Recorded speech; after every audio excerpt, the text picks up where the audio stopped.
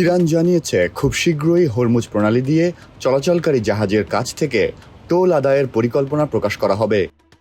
যুদ্ধ পরবর্তী ক্ষতি পুষিয়ে নিতে এবং জলপথে নিজেদের নিয়ন্ত্রণ আরও শক্ত করতে এই উদ্যোগ নেওয়া হচ্ছে বলে জানিয়েছে তেহরান। ইরানের দাবি, সাম্প্রতিক যুদ্ধ ও অর্থনৈতিক ক্ষতির পরিপ্রেক্ষিতে এই পদক্ষেপ নেওয়া হচ্ছে। তেহরান এটিকে নতুন সমুদ্র ব্যবস্থাপনা বলেও উল্লেখ করেছে।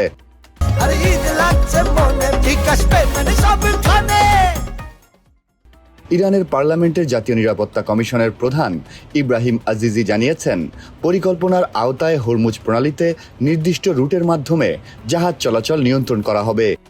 তিনি বলেন, শুধুমাত্র বাণিজ্যিক জাহাজ এবং ইরানের সঙ্গে সহযোগিতাপূর্ণ পক্ষগুলোই এই সুবিধা পাবে।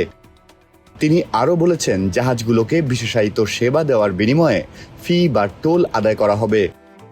এদিকে ইরানের প্রথম ভাইস প্রেসিডেন্ট মোহাম্মদ রেজা আরেফ আরও কঠোর বার্তা দিয়েছেন। তিনি বলেছেন, শত্রু রাষ্ট্রের সামরিক সরঞ্জাম বহনকারী কোনো জাহাজকে হরমুজ প্রণালী দিয়ে যেতে দেওয়া হবে না।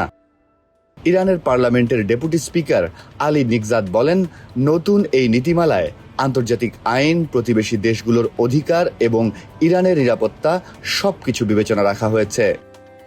এরই মধ্যে Islamic revolutionary guard corps Hormuz প্রণালীতে নিজেদের নতুন নিয়ন্ত্রণ অঞ্চলের মানচিত্র প্রকাশ করেছে।